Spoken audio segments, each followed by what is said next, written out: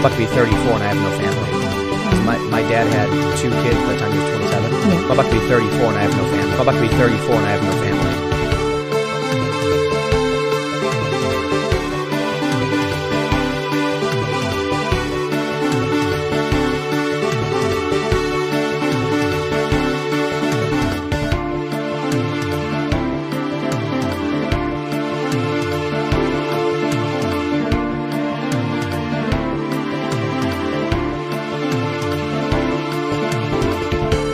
Good news is, for me, I'm here. The bad news for you is, I'm coming back. Running against the worst candidate in the history of presidential politics puts pressure on me. Can you imagine if I lose my whole life? What am I going to do? I'm going to say, I lost to the worst candidate in the history of politics. I'm not going to feel so good, man. Isn't it wonderful to allow protest?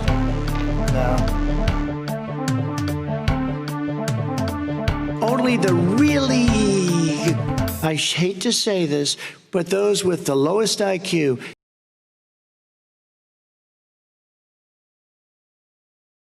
Hello? Hey! What the hell? Is this thing on? Hello? Testing, testing. Testing, testing, testing, testing, testing. Hello? Can you see me? Can you hear me? Am I audible? Am I visual? I got a blanket here. It's cold. It's been really cold here in Northern Carolina. For no reason, I might add. For no reason. There's no reason whatsoever for it to be this cold. So I'm just like, again, throwing this out there. YouTube has yet to respond to my case in any capacity. So I'm just throwing that out there. There's your update from yesterday. I appreciate everyone for attempting to help me out, but still no movement whatsoever. None. Love to see it. Very good stuff.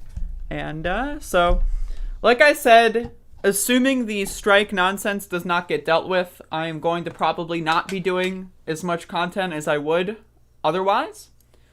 So I'm just throwing that out there. So, yeah. Let me drink some more coffee here. But I appreciate everyone for backing me up nonetheless. Today I've got a pretty hefty show. Got hefty. There's a lot going on. And I want to let everyone know that I do not hate anybody. At least I don't hate people online. I don't hate people on the internet. I can dislike people. I can dislike their actions, more specifically. But I don't hold grudges. I don't despise people. I don't hold things against people. I give people the benefit of the doubt. So on the topic of this episode, I'm going to be discussing a YouTuber that a lot of people in my audience like. And again, I just want to make it very explicit that we can disagree. That's allowed. So I'm just throwing that out there. Hello, Satanic Panic. Thank you for the 99 cents. I appreciate that. Of course, we have Max the dog just here. I don't know if you can see him, but he's alive. And yeah, so sorry if I seem a little low energy this morning. I'm just, I'm just hitting it up, just feeling good. Hopefully you don't hate me, even though I may be stupid. No, I definitely hate you, Bodan. I think you're horrendous, and the sooner you stop watching my live streams, the better off we're all gonna be. I'm so sorry. I'm just joking. I'm just joking. I know you don't have a great sarcasm detector, so I had to throw that out there. I'm just joking. But yeah, so we got some stuff today. The title is in reference to the idea that the Nuclear Security Administration was hacked. So throwing that out there. Satanic Panic, join my Discord server and follow me on social media. I got YouTube strike trolled. So again, if this ever happens again, either you're going to forget about me forever or you're going to follow me on other platforms. Really, those are the options here. If I ever stop streaming every single day, it's because I was censored. Because I like streaming every single day. That's what I do. So if I'm ever not streaming on a daily basis, I'm being censored either by the platform that I'm on or by, like, someone censoring me in real life. So there is never a situation where I will unannounced not show up. So I'm just throwing that out there. You've got 2 weeks of shows to catch up on. So just throwing that out there. You can go on anchor.fm/aboveitall, and you got 2 weeks of shows to catch up on.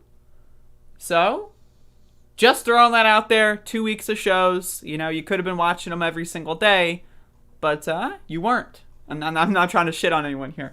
I'm just saying it is extremely important, and you should do this for all the people that you follow on any platform, is try to diversify as much as possible. Follow them on Twitter, Discord, Twitch, whatever other platforms that they are on. Follow them on those platforms, because you never know when the big tech is going to, shove its foot in your arse. So again, I did an episode every single day, except for like 1 or 2, over the last 2 weeks. So if you missed out on those, you got plenty of content to catch up on. You can also go to my channel on 3speak.co. And on 3speak.co, that is an alternative video uploading website. On 3speak.co, you can check out any of the clips that you may have missed over the last 2 weeks. I've been uploading everything here, and you can just kind of scroll through. They're also on DTube, so you can watch them on whichever platform is superior in your estimation. A lot of people prefer DTube. I prefer 3Speak, honestly, because their uploader's a little bit better. So I'm just throwing that out there. Not all episodes during the hiatus are shown on the 3Speak platform. Yeah, they are. Not the full-length video versions, but those you can find on Twitter if you really want to watch those. But you can just listen to the audio on Anchor for those. But yeah, I also get paid whenever you listen to the show on Anchor. I get paid. When you watch my clips on 3Speak, I get paid. So these are all platforms that I can monetize. So I'm throwing that out there. I want to build like kind of an organizational base here of people that aren't just like, oh, I subscribe to this person on YouTube. I want people to join my Discord server. Like, seriously, again, if you don't join my Discord server, then there's going to be a day where you never watch my videos again because you just forgot about me when I got banned on something. So again, I'm just throwing that out there. It's of massive importance. Even if you don't have a Discord account, you can join the server or bookmark it on your browser, and then if you ever miss a day on my content and go what the fuck, you can hop in there and you can ask what's going on, or you can read and see what's happening. So it's a very important tool. Anchor or Spotify, they're both the same thing. They both are the same thing. You can listen to it on Spotify, you can listen to it on Anchor. I don't give a shit. Hello, Armin. What is poppin'? What is up? Alright, so let's actually get into the news here. I want to talk about this first because it's epic. This is what I want to talk about first, okay? So, y'all might not know this, but I'm into Bitcoin. I'm a Bitcoiner. I'm a fan of the Bitcoin. Here's a Binance little window here. Bitcoin has reached an exciting new all-time high recently over the last couple days. For those of you that are not aware, Bitcoin had a very, very hardcore runaway season in 2017. It went all the way up to $19,000 something dollars. And then it crashed all the way down. The lowest that Bitcoin has been was $3,000 a pop. And that was actually in March during the coronavirus initial depression spike. And now it's at a new all-time high of $23,000. Now, unfortunately, when Bitcoin was $3,000, I didn't get it as much as I should have. But if you do have any Bitcoins lying around, I know there's a lot of gamers that follow me. There's a lot of techies that follow me. Do you have an old Bitcoin wallet? Now's the time. If you have those old Bitcoin wallets that you haven't checked in 10 years, now's the fucking time. It was the time 3 years ago, and now is even better of a time. So go find your Bitcoins, sell those motherfuckers ASAP, get your cash, and there you go. So who knows how high Bitcoin's going to go, but it's more likely to go down than it is to continue going up. So again, if you've got Bitcoins lying around, throwing that out there, now's a good time to consider selling some. And so if you are interested in cryptocurrency, I'm also on a cryptocurrency platform called Hive. And this is directly linked to the platforms 3Speak and DTube that I mentioned.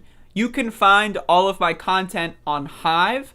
And also, I get paid out in cryptocurrency. So for example, you see all these little numbers here. This is all directly in translation to United States dollars. So I get about 10 cents a video, but I upload a lot of videos. And then sometimes, a couple of these will get a couple bucks. Throwing that out there, if you want to make money, you can upvote my videos and then you get money. Because what it does is when you upvote, 50% of the money goes to me and then 50% goes back to you. It's an inflationary, curation-based reward system. If you want to know more about that, you can ask me at any point. But that's certainly very interesting. And if you need any sort of verification that Hive isn't some dumb bullshit, David Pakman's on Hive. He's one of the most popular left-wing YouTubers.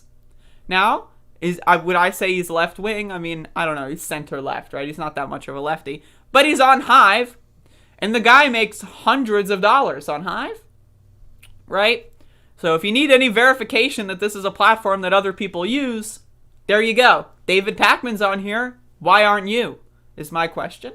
So, if anyone wants to, get a tutorial on how to set up Hive, I will gladly help you. Just ask me on my Discord server and I will gladly help you out. I would love that. So, that's my little crypto news. The crypt style. Bringing it back, everybody. Booyah, etc. And then also. But that's not just it. That's not all the news that is in the news. That is not all the news that is in the news, actually. So we got some more news here. And I'm going to get into that real quick. I would rather earn my money like a capitalist pig. Well, I mean, earning your money is I earn money via cryptocurrency. It's not, it's a real job. A computer prints out money that I turn into food. What's my name on Anchor? Anchor.fm/aboveitall is my URL. What does URL stand for? Universal something? What does URL stand for? I should know this. Uniform Resource Locator. I shouldn't have known that. That's some dumbass shit. Alright, so let's get into this news story. So the Nuclear Weapons Agency was breached amid massive cyber onslaught. Do you remember when the director of cybersecurity was like, yeah, this election was the most secure election in American history, and then Donald Trump fired them? Remember that? That was pretty fucking funny. Well, anyway, speaking of pretty funny, our cybersecurity is pretty garbage in this country, and outside agitators have been hacking into our nuclear department. So that's pretty cool. That's awesome. Congratulations to the Trump administration. So let's read this from Politico. The Energy Department and National Nuclear Security Administration, which maintains the U.S. nuclear weapons stockpile, have evidence that hackers accused accessed their networks as part of an extensive espionage operation that has affected at least half a dozen federal agencies. Officials directly familiar with the matter said. Again, it's a great, I'm glad that Donald Trump fired the director of cybersecurity. That was a totally not a partisan move. That was a totally not egomaniacal move. That was definitely logical, definitely factual, definitely is helping the security of this country by firing people that are in these positions and then leaving them vacant. I think the person in charge of the cybersecurity now is like some acting secretary or director or whatever, right? Who's never held really any experience in this position, and now they're in charge of an entire fucking branch of government, right? That's great stuff. That's what the Trump administration is all about. They found suspicious activity in networks belonging to Federal Energy Regulatory Commission, FERC, Sandia, and Los Alamos National Laboratories in New Mexico and Washington, the Office of Secure Transportation at NNSA, and the Richland Field Office of the DOE, the Department of Energy. The hackers have been able to do more damage at FERC than any other agencies, and officials have evidence of highly malicious activity, the official said, but did not elaborate.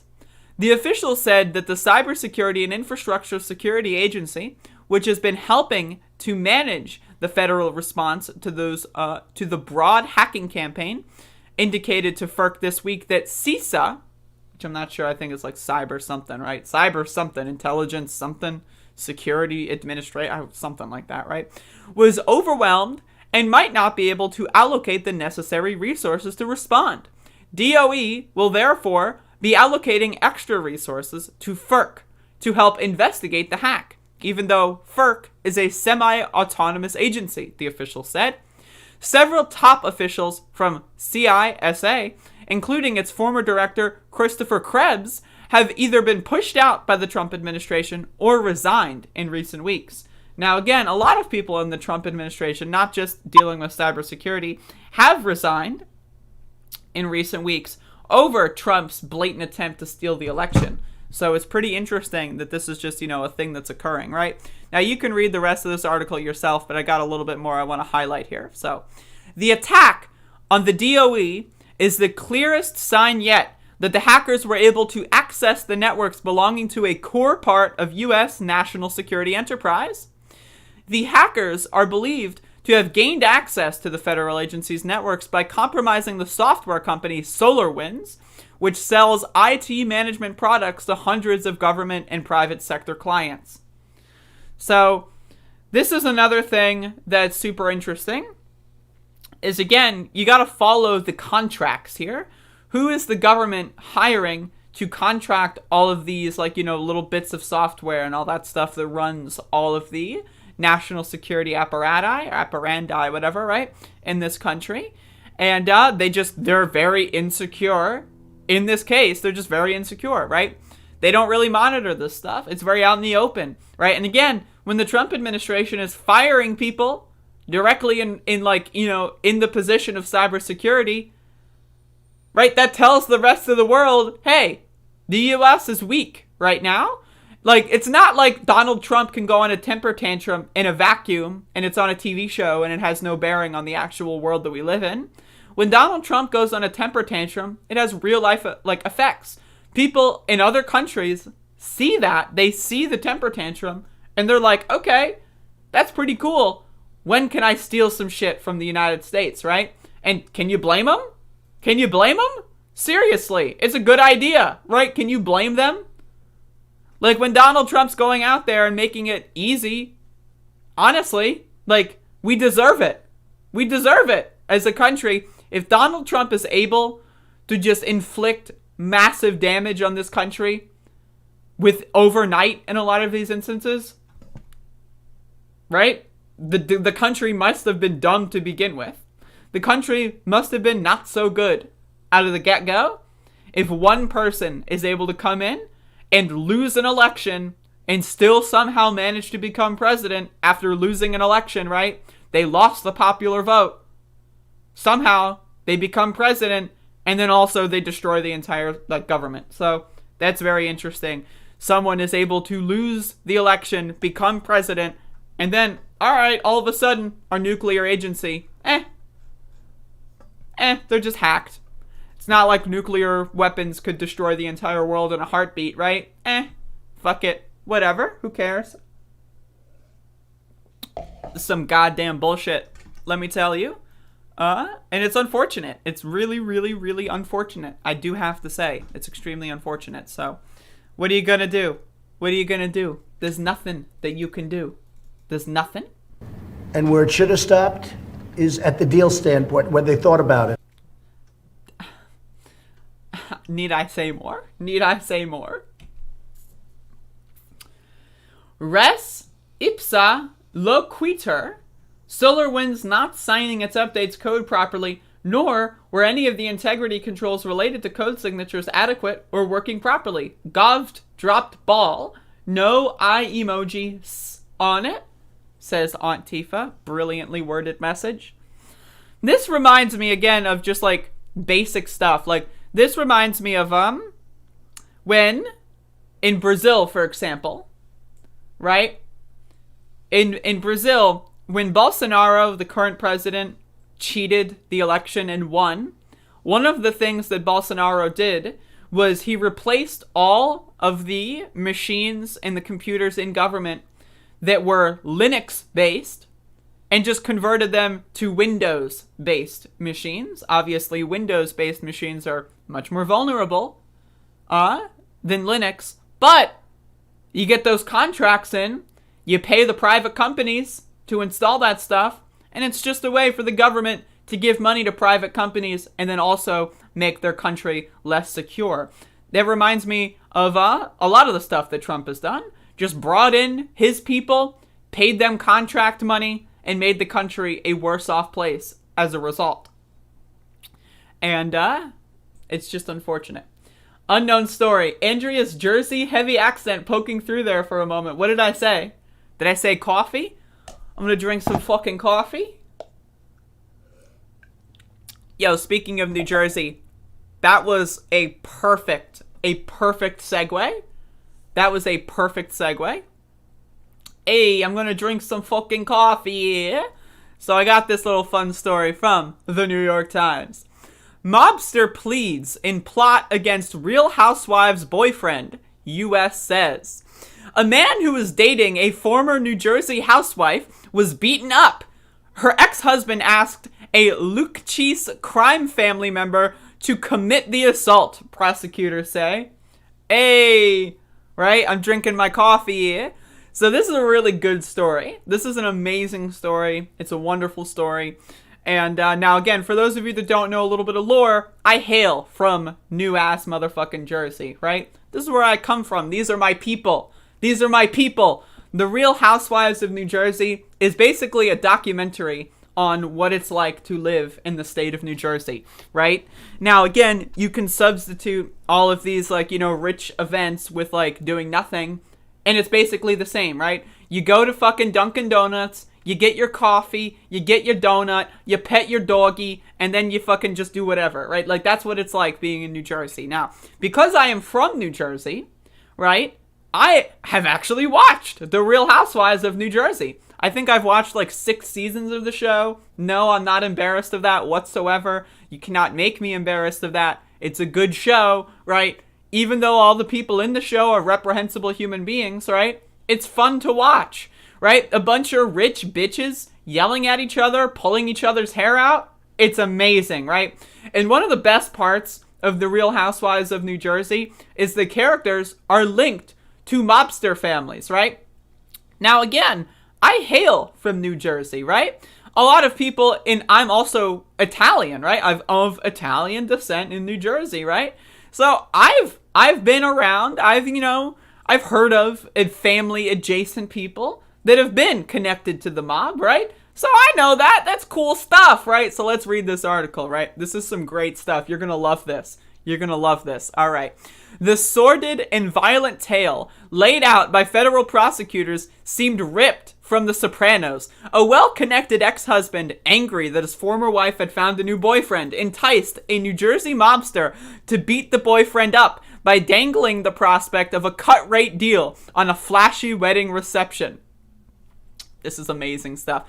And in fact, the case did turn out to have a link to a television show. The victim, Dave Canton, was dating Dina Manzo, a former cast member of The Real Housewives of New Jersey. On Wednesday, John Perna, who prosecutors said was a member of the Nukes crime family, pleaded guilty to his role in the plot. It was unclear how much prison time he faces. The man prosecutors say was his accomplice, Thomas Manzo, the ex-husband, pleaded not guilty in June and will stand trial in April. This is hilarious, right? You'd love to see it. You love to see it. It's amazing, right? How people can know that their family is broadcast on television for their every waking move for 10 years, and they still go ahead and try to do shit like this. Like, Jesus Christ, bitch. The time of undercover mobster dealings was before you got a hit reality TV show, right? I'm just throwing that out there. Now, again, if you've watched The Real Housewives of New Jersey, I recommend it, because in a lot of the seasons, they actually have literal mobster gangsters in the show, right? Like, I think it's like in season 1 or 2, one of the main characters literally calls some dude who's who's in the mob, right, to like go crash like some sort of party. It's great. It's amazing. It's high class entertainment. You gotta watch it, right? Mr. Manzo proposed the attack, prosecutors say, after Mr. Perna scheduled a wedding reception 5 years ago at the Brownstone, an upscale 1800s-era venue in Paterson, New Jersey, that played a prominent role in the New Jersey edition of the Real Housewives franchise, and that is partly owned by Mr. Manzo. This is great stuff. The attack happened about a month before Mr. Perna's wedding, when he and one of his associates surprised Mr. Canton outside a strip mall in Passaic County in northern New Jersey and beat him, according to the indictment. It was unclear how badly Mr. Canton, who married Miss Manzo in 2019, was hurt. Unbelievable, right? The following month, more than 330 people, many of them members of the Nukes family, gathered to celebrate Mr. Perna's wedding at a lavish reception at Mr. Manzo's restaurant, whose website promises a perfect backdrop for the wedding of your dreams. Mr. Perna paid only a fraction of the normal price, prosecutors say. Again, you can't be doing this shit if you got a reality TV show. You gotta find other ways of paying people off. You gotta find other ways, right? Get the briefcase full of money. Do something simple. Keep it fucking simple, right? Mr. Manzo was charged with assault and also with falsifying and concealing records related to the investigation. A lawyer for Mr. Manzo did not respond on Wednesday for a request for comment. A lawyer for Miss Manzo and Mr. Canton said his clients would have no comment. The Manzo family had been a prominent part of The Real Housewives of New Jersey, which premiered on Bravo in 2009. At least 3 members of the family have appeared in the show since then. Dina Manzo, along with Thomas Manzo's brother Albert and his wife Caroline. Mr. Manzo is often mentioned, but is not an on-screen or on-camera regular. I love this, dude. I love this. This sounds like a new season teaser. I can see them. I hope so. I hope so. That would be great. The family is well connected in New Jersey. They are known to be close to Bernard B. Kerik, the disgraced former New York City police commissioner, right? Now we get the ACAB thing going on here. They're well connected to not only mobsters, but they're connected to the fucking cops, right? Unbelievable. Unbelievable. And former nominee for Secretary of Homeland Security, who appeared in early promos of the reality show with a snarling attack dog. It gets better. Mr. Kerik also used the Brownstone as the site of a 2008 event to raise money for his legal defense fund against federal charges of corruption, tax evasion, and perjury. Isn't that great? I told you, this is amazing stuff right here. The Manzo family's apparent brush with organized crime recalled an earlier episode in its history. Mr. Manzo's father, a 350-pound man nicknamed Tiny, love it, ran unsuccessfully for mayor of Paterson before he bought the Brownstone in the 1970s. In 1983, Tiny Manzo was found dead in the trunk of his Lincoln Continental with 4 bullet wounds to his chest. The killing was never solved. They actually mentioned this in the TV show. Again, you want to read this whole article? Go for it. You want to watch the show? It's on Hulu. If you've got a Hulu subscription, right, go watch The Real Housewives of New Jersey. This show, I'm not even joking, is amazing. It's legendary, right? Now, again, all the characters are garbage. They're all trash, right? They're like literally every single character is absolutely horrendous, right? But it's just fun to watch, right? Again, imagine middle-aged wine moms, right? Middle-aged wine moms screaming at each other and pulling their hairs out and ruining events made for rich people, right? Like in season 3, I think, of The Real Housewives, right? They have this big, like, fucking, like, you know, charity event that, like, you know, this is what these rich people do, right? Is they do these big charity events, and then they, like, have their friends, like, go to the charity event, and then it's, like, a party for them, right? But they think that they're doing something. They think, oh, look at me, I'm an upstanding member of society, because they're collecting donations, and, like, 1/10 of the money that they raise, right, that they spent on the charity event, like 1/10 of the money goes back to a charity. So they're like, oh, look at me, I'm helping the poor. I'm helping those with autism. That's an element of the show. I'm helping those with autism by having a party that costs, I don't know, maybe $500,000 to put on. We've got a ball. Well, all of my good friends are coming up. And then we pay all of our friends, my DJ family members, we pay them. You know, all my other catering family members, my people that work at restaurants, we pay them. And then a couple come in and they give us money for a charity. Oh, aren't we wonderful citizens? And then, of course, right, it's all a tax write-off. It's all a big scam, right? There's actually, again, you gotta watch this show. It's amazing, right? One part of the show is where one of the main characters, right, husbands, gets sent to prison. Right? And, you know, why? Because he was driving drunk. Imagine being, like, dumb enough. You're on a reality TV show. People are following your every move. And you decide to drive drunk. And you get sent to prison on a live national... No, not live, but on a national fucking reality TV show. It's amazing content. I should do, like, a watch party for the Real Housewives of New Jersey. Like, review every single episode. Would anyone watch that if I reviewed every single episode of The Real Housewives of New Jersey? Because I think I should, and I think you would watch it, because this stuff, let me just tell you, it's amazing. It's amazing. I love it. You can find and watch any show on the internet for free. Well, thank you, Bodan. I appreciate that. I'm glad you told me. I'm glad that you informed me of that situation. Hello, Will D. What is poppin'? What is poppin'?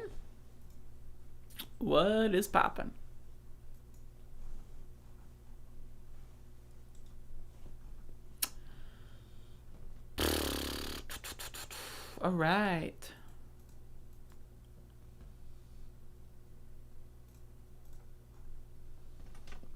How's everyone doing? Hopefully everyone's doing pretty well. We're about to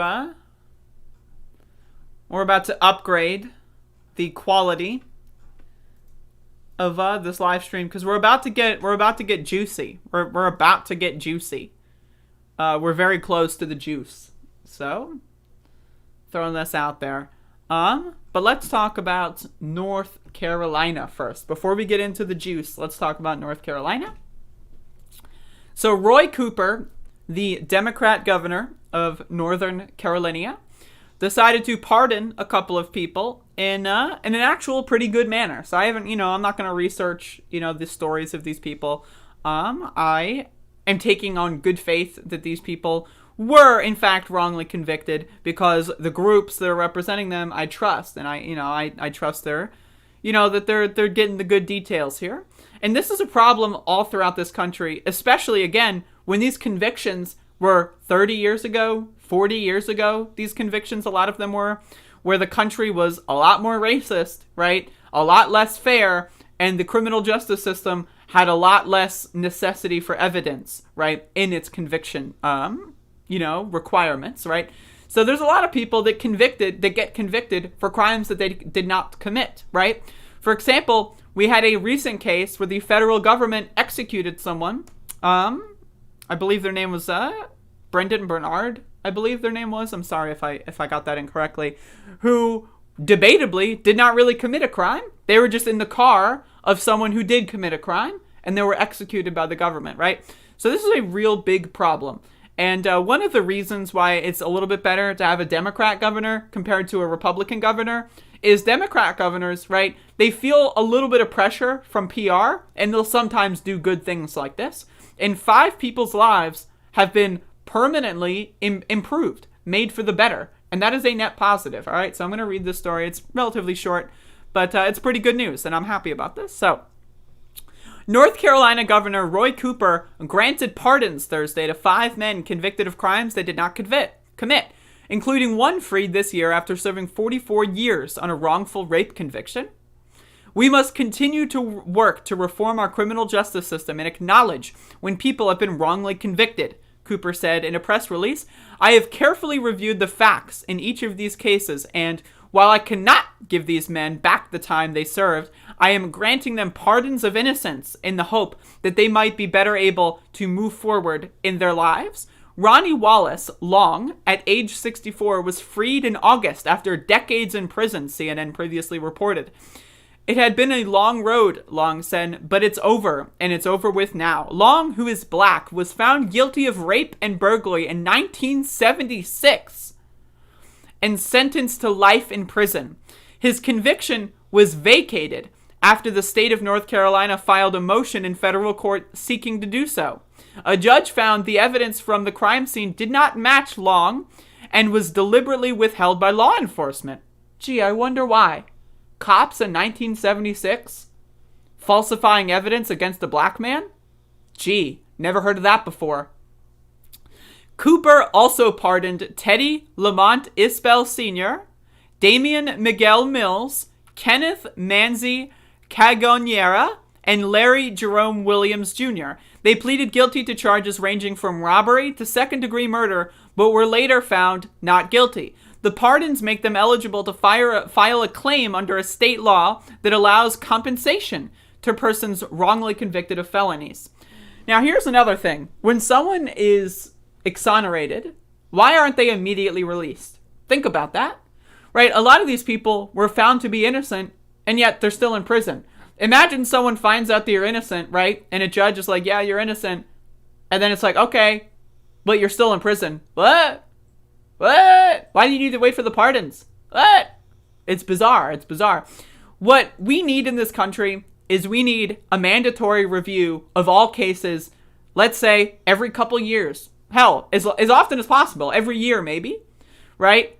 You need to have a mandatory look at all of these cases, especially ones from the 1970s. You don't think cops were falsifying evidence because they were racist in the 1970s? Come on, man. Come on. We need to be looking at all of these convictions. We need to be re-examining all of these cases because there are people whose lives are being stolen. Their life is literally being sapped away by the government for no reason. No reason other than they were in the wrong place at the wrong time and had the wrong skin color. And it's absolutely absurd. And so hats off to Roy Cooper for doing this kind of stuff. Hope he does more. You know, this is the good stuff. But, you know, let's be honest. It's probably just a PR stunt. But either way, again, these people's lives are improved, right? And that's worth it. So PR stunt or not, these people are finally able to walk free and not be slaves of the state, right? Again, let's look at the amendment that abolished slavery. There's an exemption for those that are convicted and in prison, right? Why do you think that, you know, very slightly after the Civil Rights Act was passed, you have a lot of racist cops try to start convicting black people at higher and higher rates? It's their way of undoing the progress, right? That is their method of doing so. And we need to re-examine every single one of these cases. And we need to institute a way that if you are found not guilty, you get released instantly. No questions asked.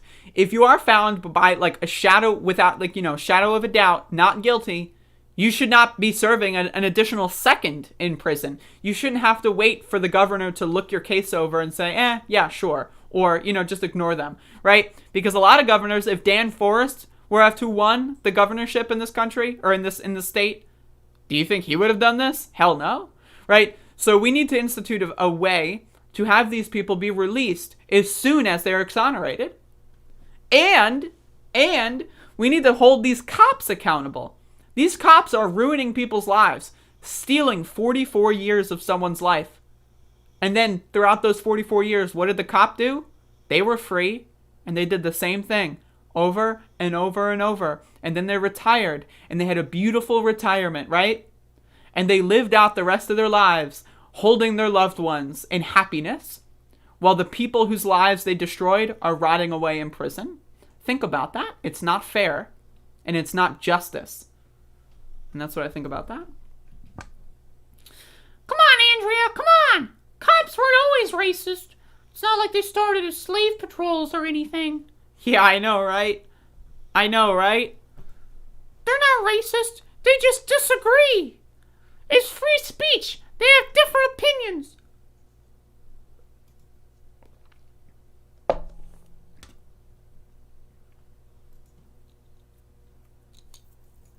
All right, y'all. So I got two more things I'm going to talk about. One of them's a doozy. The other one is also a doozy, but not as much of a doozy. So let's get into it. White House aides reportedly stepped in to keep Trump from calling for $2,000 stimulus checks, fearing it could torpedo relief negotiations.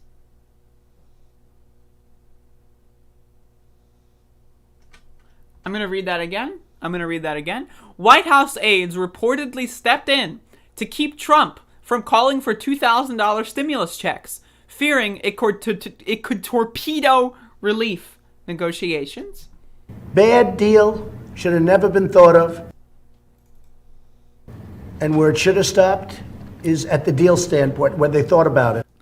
So, okay, again, think about this, right? Think about this. Donald Trump wanted $2,000 stimulus checks, and everyone was like, no! That's too much money for the poor people. But wait till you hear their reasoning.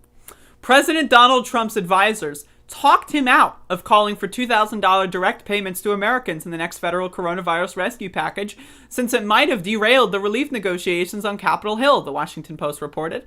The newspaper cited two sources familiar with the events. The Post reported that Trump held a phone call with allies in which he said he wanted stimulus payments to be at least $1,200.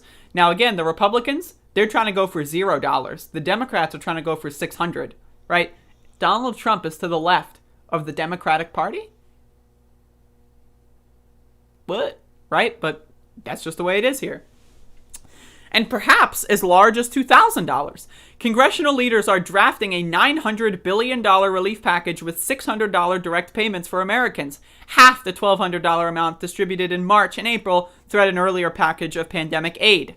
Trump was said to be in the midst of outlining his desire when White House officials told him the move would capsize the negotiations between top Republicans and Democrats, which appear likely to last into the weekend. Republicans are trying to keep the price of the relief package under $1 trillion, and larger direct payments could swell the legislation's cost beyond that. How about, I have an idea, instead of giving billions of dollars to corporations, you give those billions of dollars back to the people. There is no reason why you can't have a less than $1 trillion package and then make that all stimulus money for Americans. Now, again, we do need funding for a lot of, hospitals and a lot of local governments and municipalities. Absolutely, without a doubt.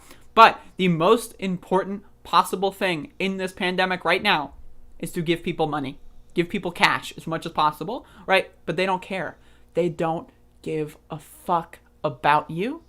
They don't give a fuck about you. An anonymous source told the Post that aides were really frantic, saying, "We can't do this. It will blow up negotiations." You can read the rest of this article if you'd like. But yeah, Donald Trump, further to the left than the Democratic Party and the Republican Party on the subject of coronavirus relief. Absolutely unbelievable. It's disgusting. And again, the other shit that you see coming out of this administration, there was recently a report that they wanted kids to catch coronavirus on purpose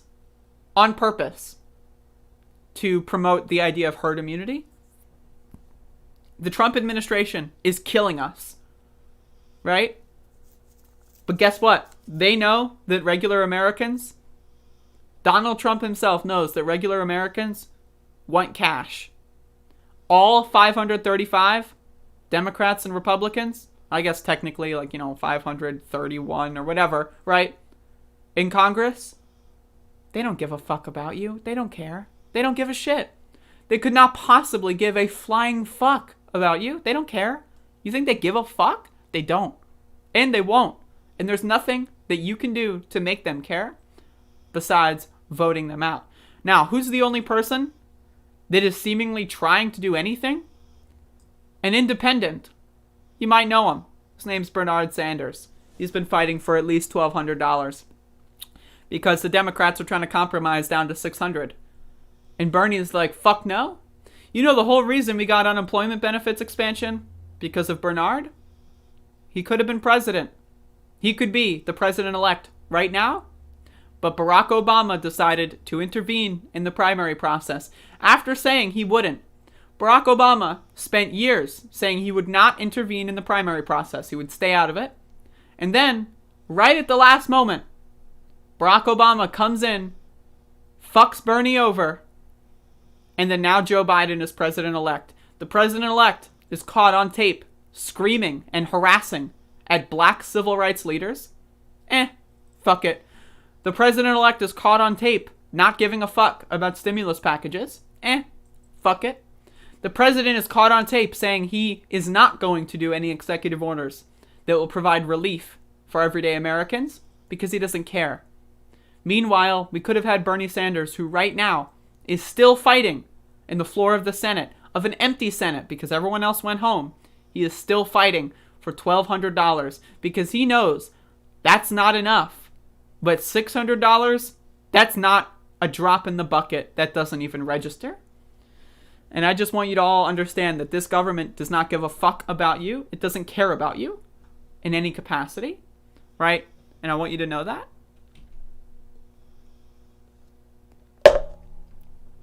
So with that being said, let me get into the juice. Ooh, my God. You ever get like a really good stretch? This is like a really good stretch, right? Like my back right now is like releasing all these kinds of like fucking, I don't know. I don't know what they're releasing, but it's good. Like, I don't know what the fuck. I would like to remind everybody to join my Discord server. Because again, I did not take a 2-week vacation from this show. I was unable to upload this show to YouTube. So I did not take a break. You might be under the impression that I did take a break. I did not take a break. If you go on anchor.fm/aboveitall, you can find all the episodes of the podcast that you missed because you didn't follow me in my Discord. You didn't go on Anchor, right? And you missed 2 weeks worth of episodes. So, and I'm not trying to sound like I'm ungrateful or, like being pissy or whatever. I'm just letting you know, right? If you like this show and you missed out on 2 weeks, lots of good stuff. Lots of good stuff, right? So definitely worth listening to. And again, I get paid when you listen to it on Anchor, Spotify, all those other platforms. And also, if you want to watch clips, you can go to my Hive page, which I will also link. And you can watch all these clips, right? I am not going to be uploading as many clips to YouTube from this point on, but I think I will still be editing the clips and putting them on 3Speak and DTube and Hive, right? Just because I don't trust YouTube right now. I'm a little nervous about the whole thing. So I'm going to be shifting my thing. I'm still going to do this show every single day in the morning, 7 days a week. But I'm going to be putting in other stuff, right? I'm going to be doing a lot more other stuff, and I'm going to be making it less of a focus, at least until this shit is cleared up, right? So again, if you want to watch the clips that I don't upload to YouTube, check it out on my Hive page, 3speak.co or d.tube are the addresses for that. And maybe I'll make a video that more kind of shows this stuff in depth. And again, I get paid when you interact with all this stuff. So if you want to help me out, I lost 2 weeks of YouTube income. That hurts. That hurts a lot. So if you want to help me out, that would appreciate it. I would appreciate it. So, I would really, really, really appreciate it actually. Because again, losing 2 weeks of YouTube income, especially with the momentum that I had, November was the most profitable month in my entire YouTube channel's history, right? Pretty good momentum. And then all of a sudden, boom, 2 weeks gone, right? So it's a big, it's a bit of a deal. It's a bit of a deal. So I would appreciate it if you could help me out here. If you can't, that's fine.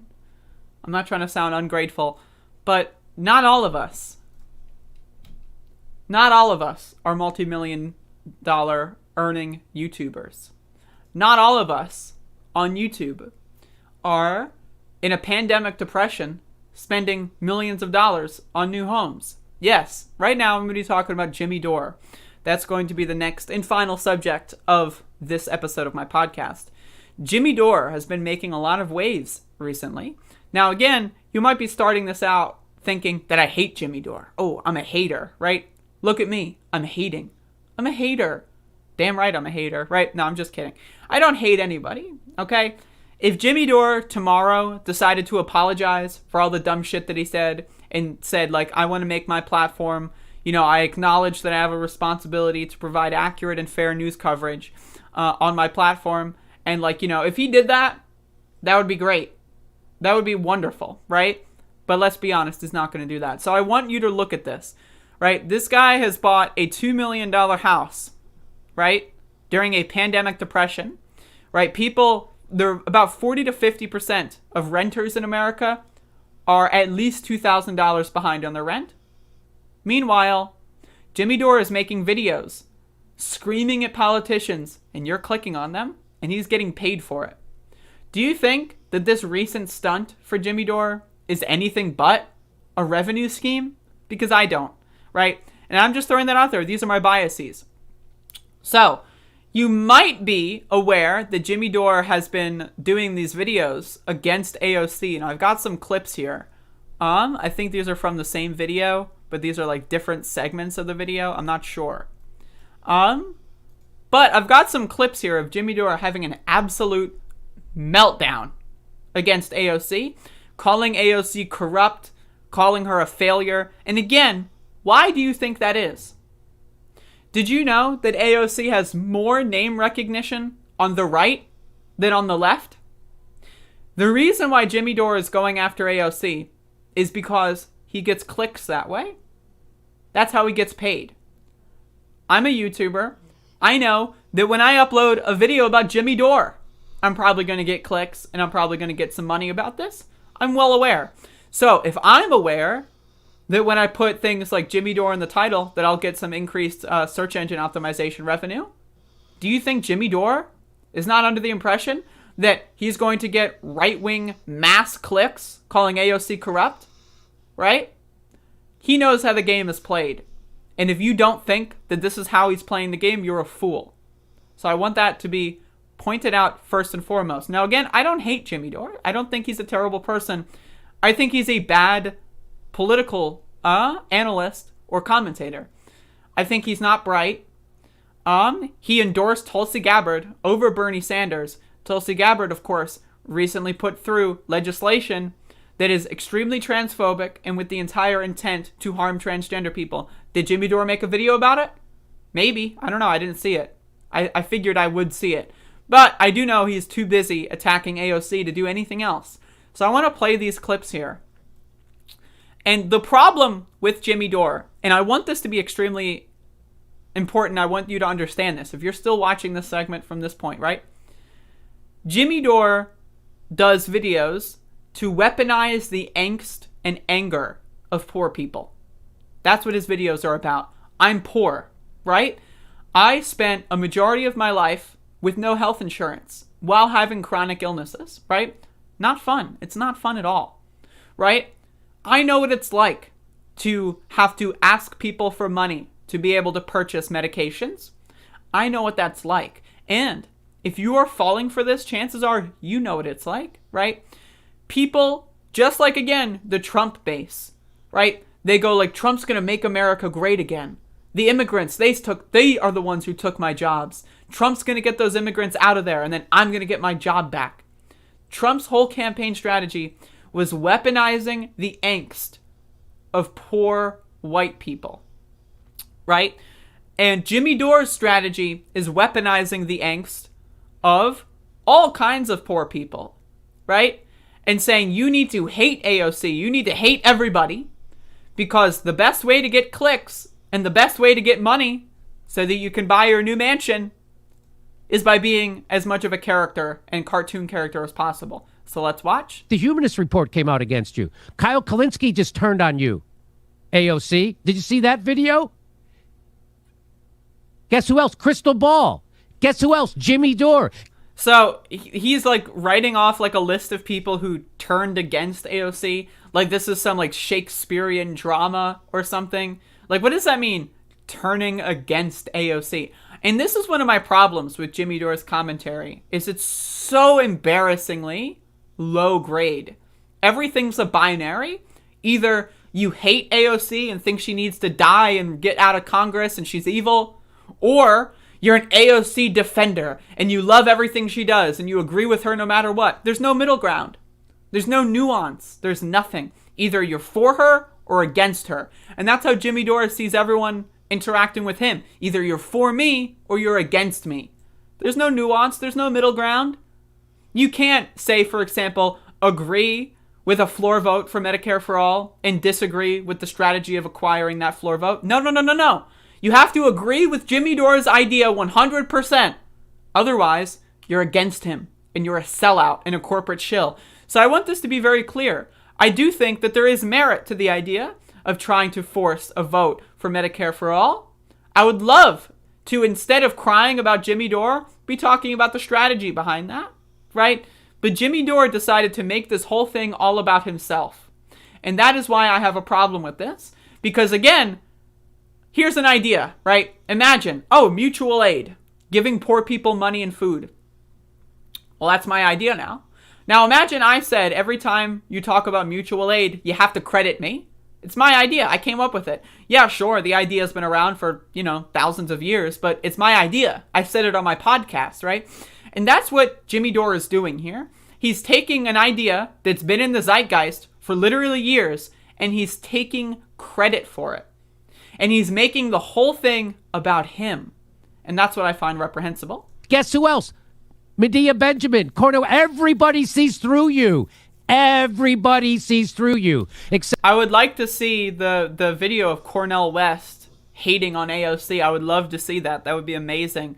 I notice how this guy is like, yeah, Cornel. I can't say that. Like this guy's just trying to name names, right? It's embarrassing. Everybody sees through you, except your fucking sycophant DSA dickheads in fucking Brooklyn. I just want to say that Brooklyn, as far as I know, is not in AOC's district. But again, I'm not a DSA person. I'm further to the left than DSA. And I still like AOC. Do I agree with her on everything? No. But I still like her. Okay? And that's what you have to understand here. Nuance is allowed. Jimmy Dore does not want that, though, because he wants to monopolize the conversation. He wants to make everything about him so that he can buy maybe another expansion to his $2 million property that he recently bought. We see through you. Even my detractors see through you. That's right. I guess I'm the detractor here because, I agree with the merits of Jimmy's idea. I just think the strategy is horrendous. So I guess I'm a detractor and whatever I see through. What does that mean though? Again, everything is such like a fucking severe extreme. Either you hate the bitch or you love the bitch. There is no middle ground apparently. Everybody sees through the squad now. And why AOC? I'm telling they're pushing her out there because she's the most sympathetic. And so idiots can say, stop attacking her when she is standing between you and healthcare and protecting Nancy Pelosi and her career. So this is the other thing that's bizarre about this, is Jimmy Dore's entire thesis is that AOC is solely one of 435 people in Congress, right? She is the sole arbiter of whether or not Medicare for All gets to the American people. That's what's so childish about this argument, right? Instead of saying, there's 434 other members of this branch in the House of Representatives that are also against Medicare for All, right? Or, right, instead of saying, it's the mechanisms of power, right, we need to do outside organizing, instead of using his platform to say, I'm going to organize an occupation of Washington, D.C., you know what would be great? If Jimmy Dore said, let's occupy D.C., let's all sit in front of the steps of Congress until they give us Medicare for All, that would actually have a chance of working. Instead, he's sitting in his $2 million house talking about how AOC is the enemy. She's the enemy.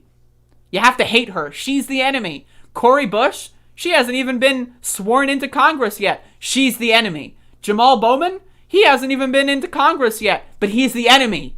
They're all the enemy. No one will ever be your friend except for me. Right? This is how a freak show egomaniac monopolizes the conversation. Key organizing moments may look like random uprisings and viral internet moments to some, but they aren't. They are the results of years of targeting, organizing, and people's movements. Hey, this took 2 weeks. So again, right, Jimmy Dore is like, AOC is trying to be nuanced. She's trying to say there's a lot of these movements like defund the police, for example. Didn't just come out of nowhere. Defund the police is the net result of decades and decades of people being policed too much, over-policed, and harassed by cops to the point where they say, fuck the cops, I don't like them, let's defund their asses, right? That's where defund the police started. It didn't start in 2020 in Minneapolis. It started decades ago. Centuries ago was where defund the police started.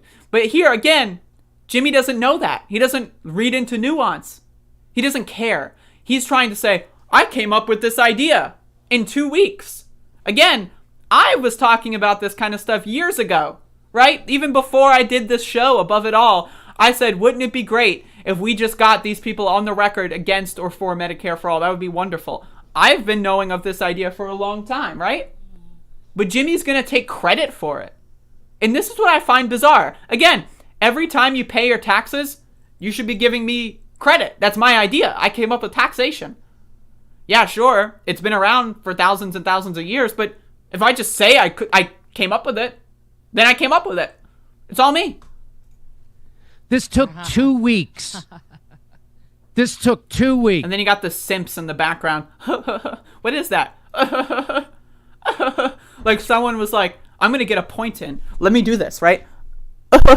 Like, what is that? What? Like, either say something or do nothing. Like, Jesus Christ. This took 2 weeks. This took 2 weeks. From someone who already went bankrupt from medical bills. Now, this guy is saying he went bankrupt from medical bills. Now, that may be true, right? That may be true. But again, he just bought a $2 million house in the middle of a depression. So, he's weaponizing a story, an event that happened to him potentially decades ago. I don't know the personal history and the extent of it, but I do know that just a couple months ago, he bought a $2 million property. So this guy is trying to claim that he's like speaking for the poor. I'm poor. Okay, motherfucker? I've got $40 in my bank account, right? I spent 10 years of my life without health insurance, right? I lost my fucking mom because she didn't have health insurance, right? I've lost several other family members because they don't have health insurance. And this guy is going to try to claim that he's one of us. Sitting in his $2 million compound? He's going to try to claim that he's one of us. All to get you to click on his videos and make him even richer. Are you really going to fall for this? And again, I'm not even here to defend AOC. I'm not here to talk about the merits of his strategy. I'm here to go after him as a bad actor. Because this guy is nefarious. If you are on the same side as Jimmy Dore, you are probably on the wrong side of things, okay? Now again, look at someone like Brianna Joy Gray. She is able to accurately find a nuanced position that is not a freak show, AOC is a corrupt sellout and she's going to kill us all position. I respect her, right? And I'm more in line with her argument than I am with Jimmy Dore. But I want to say Jimmy Dore has a lot of weight in left spaces. I've made videos about him before. Now, Jimmy Dore occupies the space of people who think that they're to the left of everyone else, right? They think, oh, Jimmy Dore yells and screams. That's the barometer of leftism. How angry are you? Motherfucker, I'm angrier than Jimmy Dore. I'm more eloquent than Jimmy Dore. I'm more responsible than Jimmy Dore. And I'm way more attractive than Jimmy Dore. Like, come on, let's be honest here. I'm Jimmy Dore, but better in every single way. So again, and it's also really funny that I see people who come to me, right, and they're Jimmy Dore super fans, and then they call me a tranny. And it's like, wow, you're an ultra leftist. You're so far left that you attack transgender people on YouTube. That's how far left you are? What? This is the fan base that Jimmy Dore cultivates. People who think they're left wing, but then also, and they hate trans people. That's how left-wing they are, right? This is the Jimmy Dore fan base. I deal with these motherfuckers a lot. It took 2 weeks. How long you been fucking working on this? I figured this out in 2 weeks, AOC. You lie. Again, he's claiming credit for an idea that has been around for decades. For decades! Nancy Pelosi was talking about a universal healthcare system in 1990. Hillary Clinton in 1993 was talking about a universal healthcare system. This idea has been around for decades, right? Enforcing a floor vote, that was a thing that we had in 2018. People had that idea. The same exact idea. But Jimmy Dore is claiming credit for it because that's how he gets the money. Liar, you coward, you gaslighter, you standing in the way of people in healthcare, you run on healthcare and then you deny it to us. Again, claiming that AOC is the sole avatar of all things wrong with this country is bizarre, it's offensive, and it doesn't do anything. It's counterintuitive, right? What is this? This is your guy? This is your guy? Dangle it in front of your fucking constituents, and then when you get there, you don't lift a fucking finger? What? And I'm the problem? Fuck you. You already voted for the CARES Act. Fuck you. So, again, this is another problem with Jimmy Dore, is he keeps doing this dumb lie about AOC voting for the CARES Act, and it's super bizarre. It's bizarre. It's a bizarre conspiracy theory, right? Because AOC did not vote for the CARES Act, right? The claim here is that AOC was publicly against the CARES Act for months and months and months, but that she secretly voted for it. Like, AOC secretly voted for the CARES Act and then spent months talking about how bad it was. That's the conspiracy theory. Because he wants to convince you that AOC is all bad. And in order to do that, he has to convince you that she voted for the CARES Act. And even if she did, right? Even if she did, I wouldn't even claim that that's disqualifying, right? I wouldn't even claim that that's disqualifying. But she didn't. There's no proof that she did. But he's going to claim so anyway, because it's part of the narrative, right? It's part of the way that he gets people to hate AOC and to click on his videos. And fuck anybody who is protecting her. Fuck you. You just keep digging in deeper. Right, so then we have another one. And this is to keep you from health care. That's what this is.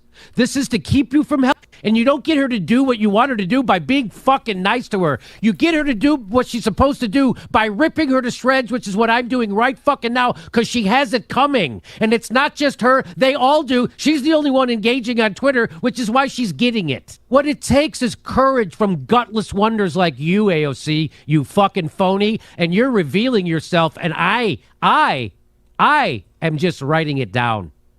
We are Again, there has been nothing that AOC has done that's disqualifying in any capacity. What did she do that's so awful?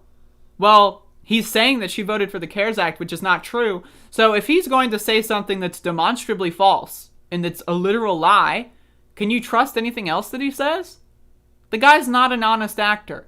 You can simultaneously like AOC and then also want her to force a vote. It's possible, right? That's what I'm doing. I like her, right? But you know what doesn't do anything? Screaming on Twitter. You know what doesn't do anything? Yelling on your YouTube show. You know what does do something? Calling your representative, not AOC. You're not in AOC's district. Call your representatives. Tell them. Scream on the phone every single day about your representatives. Send them letters every single day. Run for office in your district, right? That's how you do this shit. You don't scream on YouTube. This is embarrassing. And especially, again, if you're going to scream on YouTube, at least get your facts straight. Doing it, and we're marking it. This is her outing herself as a gaslighting motherfucker because you're broken. Now, again, the argument for her being a gaslighter is that Jimmy Dore came up with this idea in 2 weeks, and it's not an organic groundswell. So AOC is a gaslighter, and that's only true because Jimmy Dore came up with this idea in 2 weeks. That's how she's a gaslighter. But again, that's not true. This idea was floating around in 2018, right, when Nancy Pelosi was trying to become speaker the first time around, right, in this new era of Democratic House control. Same idea was floating around. You just didn't know AOC that well at that point, right? So again, this guy's trying to take credit for things, and that's a lie. He did not come up with this idea. That is a lie, right? That is a bald-faced lie. So that's 2 lies that he's come up with. And the argument that he's making about AOC being a corporate sellout is based on those lies being true. So when those lies are not true and they're false, then doesn't the rest of the argument fall to the same conclusion? Now again, you can disagree with AOC. That doesn't make her enemy number 1. It's ridiculous. Nancy Pelosi should be enemy number 1. Joe Biden should be enemy number 1. Not AO-fucking-C. Not Cori Bush. But these freak shows want you to think that Cori Bush is evil. They want you to think that AOC is evil. Because that gives them clicks. Because you're corrupted and co-opted. And now we got to lay on you as hard as we can. Everybody sees through you. Everybody sees through you. You don't think people see you? You don't think people see what you're doing? You don't think everyone knows that you got your start on my show? You don't think everyone knows what you are now? He's referencing AOC going on Jimmy Dore's show back in 2017 when her congressional campaign was just starting. Now, does that mean Jimmy Dore created AOC? No. Now, is that a cool thing to have up-and-comers on your show? Absolutely. And honestly, I respect 2017 Jimmy Dore way more than I respect 2020 Jimmy Dore. Because 2017 Jimmy Dore seemed a little bit more honest, right? And a little bit less grifty, right? But at the same time, AOC went on a bunch of different shows. She went on a lot of different shows back in 2017 and 2018. It just so happened that yours was the first on the roster. Does that mean you created her? No. Does that mean you helped propel her? Absolutely. Absolutely. Right? And you should take responsibility for that, but you're not. You're not. Instead, you're just going to be a freak. Some people are having a hard time actually admitting it to themselves, but they know. They Again, know. with the creepy laughing in the background. What is that? Is this like Insidious Chapter 4? What is that? Like, I really just don't like background chuckling because it's so unnatural. Like someone like getting into their mic and going like, right? That's so unnatural, dude. It's bizarre and it's unnatural and it's just creepy. Admitting it to themselves, but they know. And it's also weird because like Jimmy Dore didn't say anything funny. Like, it's really weird because he just didn't say anything funny. This is a good, like, I'm going to make this the thumbnail here. Check that out. That's great thumbnail material. But Jimmy Dore didn't say anything funny, so it's a bizarre chuckle. A hard time Weird. actually admitting it to themselves, but they know. They know. These are just regular people outing AOC left and fucking right. She's got 10 million sycophants, and she's still getting owned on fucking Twitter. 10 million followers she has. 10 million. And she can't force a Medicare for all vote? She is not fighting for you. And Again, if you really wanted to force the Medicare for all vote, occupy Washington, D.C. Get all of your millions of fans, Jimmy Dore, and occupy Washington, D.C. That's how you force a fucking vote, motherfucker, right? But again, he doesn't care about direct action. He doesn't give a fuck about organizing. He doesn't give a fuck about putting his own money where his mouth is. He's just trying to make money on AOC's name.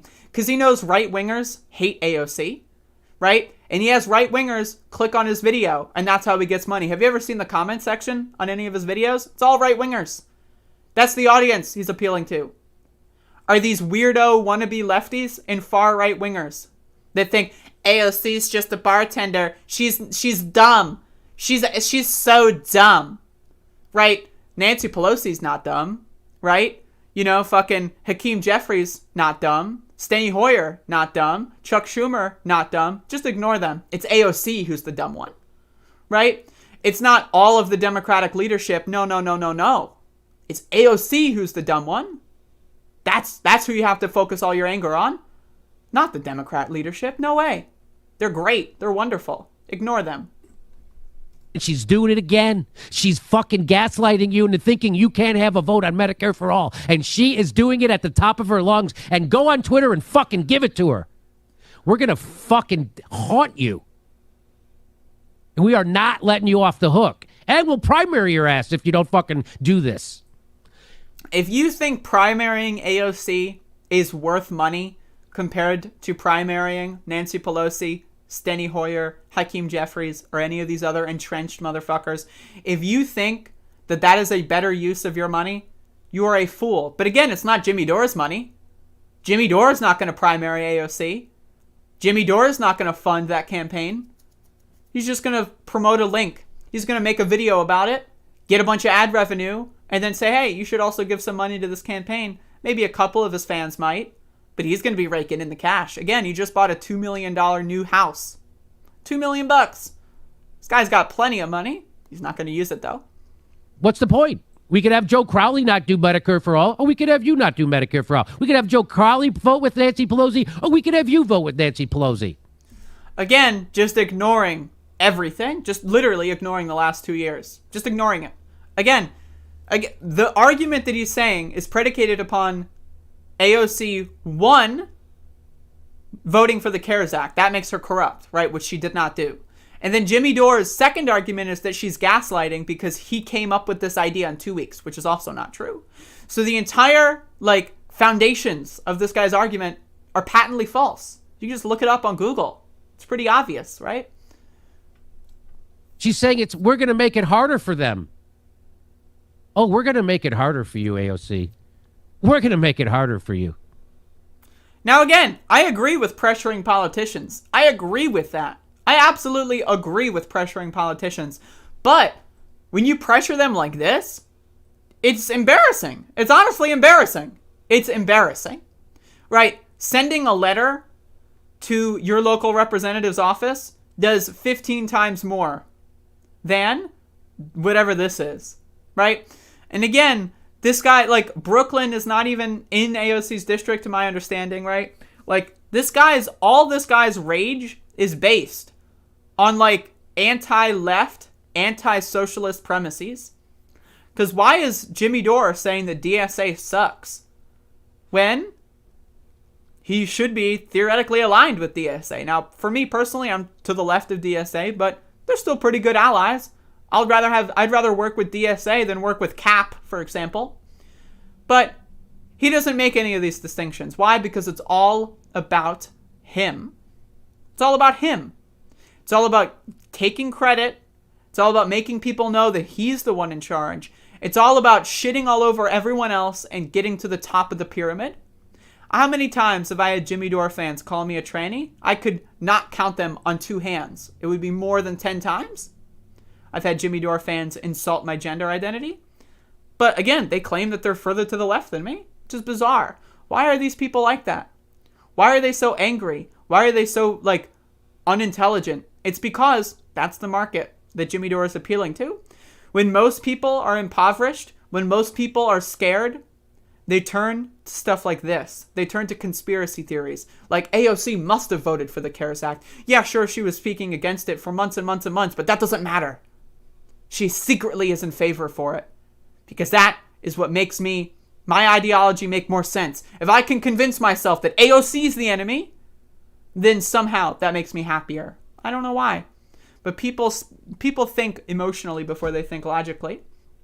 And again, Jimmy Dore is going to say, oh, I went bankrupt for medical fees while he's sitting in his $2 million compound. I'm sorry. You can pressure politicians. This is not how you do it. Organized occupational protest. That's a good way to do it. This is just embarrassing. This is a vanity campaign. And if you can't see through that, I'm sorry. But geez, man. Geez. But, what are you going to do? Anyway, that's my show for today. Eric D. You're right. I had no clue she ran every 2 years. Imagine thinking that anyone in elected office is dumb and you don't know that we have elections every 2 years. What? What? Yes, look at me. I am the arbiter of intellect. AOC is just a bartender. She's very dumb. Wait, there's elections every 2 years? What? You're being facetious. Okay, all right. It's hard to tell sometimes.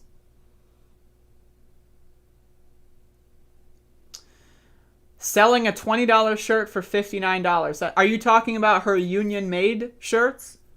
Because it's not a $20 shirt. The reason why you think shirts are worth $20 is because you're buying shirts that are being created with child labor. Child labor in other countries, mostly from China. So that's why your shirt is worth $20. AOC, on the other hand, her entire thing is promoting unionized American working. The Make America Great Again hats that are made in China? Imagine that, except they're made in America. It costs more money to pay people a fair wage. That's why those shirts are expensive. I'm sorry that basic economics is not your strong suit, Eric D. You are a self-identified conservative. Therefore, you must be severely uneducated when it comes to the economy and how economics work. But hey, there you go. Now you know. Now you're less ignorant. Thank you, JL, for the $10. See, I am above it all. I'm way better than Jimmy Dore. Give me the money. Give me the money, y'all. Show me the money in my bank account. Hey. But, what are you going to do? Anyway, I think this show is over. So I'd like to thank you all for watching. I appreciate you. Again, please, please, please join my Discord server. I don't care if you agree with me. I don't care if you disagree with me. I don't care if you want to kill me. Well, maybe if you do want to kill me, I do care. Don't join. But, join my Discord server because you never know when shit's going to go down. You never know, right? Again, you got 2 weeks of shows to catch up on if you thought I was taking a vacation. So, still enjoy the context even if you think I'm dumb. That's fine. I think a lot of people are dumb and you can still watch me. That's great, Eric. And if you want to come on my show and if you want to have a conversation, you're more than invited. Feel welcome. If you want to come on tomorrow and have a conversation about these economics that you're so entrenched in, feel free. Again, I accept all debate challengers. I accept all debate challengers. So, there you go. But anyway, I have to pee and I have to pet this dog. So, check out this dog. Look at this dog. Have you seen this dog? This dog. Max, what are you doing? Max.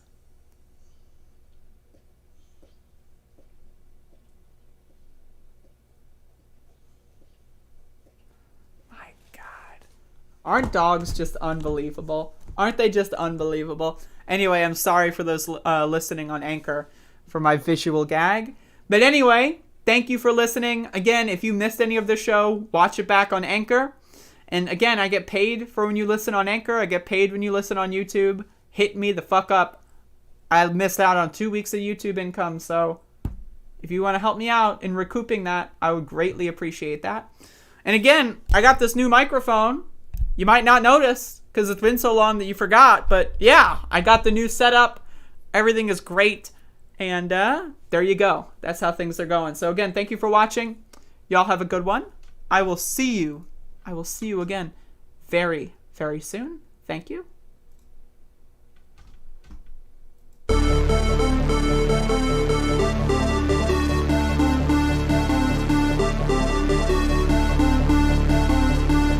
Only the really, I hate to say this, but those with the lowest IQ.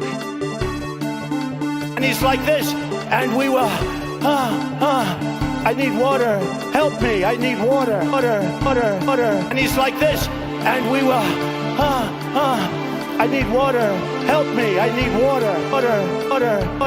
Help me, I need water. This is on live television. And he's like this, and we will, I need water, help me, I need water. This is on live television. This is on live television. This is on live television. And he's like this, and we will, I need water, help me, I need water, help. And he's right. This is on live television. This is on live television. retweet. That was an opinion of somebody, and that was a retweet. I'll put it out there. Retweet. That was an opinion of somebody, and that was retweet. That was a retweet. That was a retweet.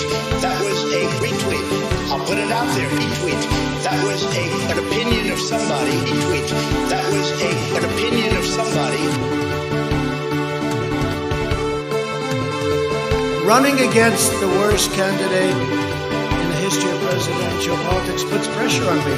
Could you imagine if I lose? Whole life, what am I going to do? Whole life, what am I going to do? Whole life, what am I going to do?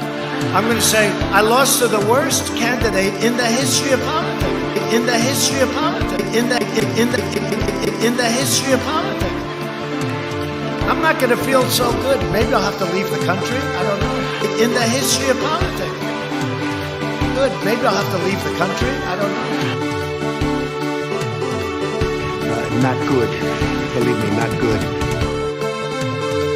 Well, you have to understand, the first time I ever heard of Black Lives Matter, they were chanting, pigs, talking about our police. Pigs, talking about our police. Pigs in a blanket, fry them like bacon. You know, the truth of the matter is that when you look at some of my policies, the truth of the matter is that when you look at some of my policies, in a lot of ways, Richard Nixon was more liberal than I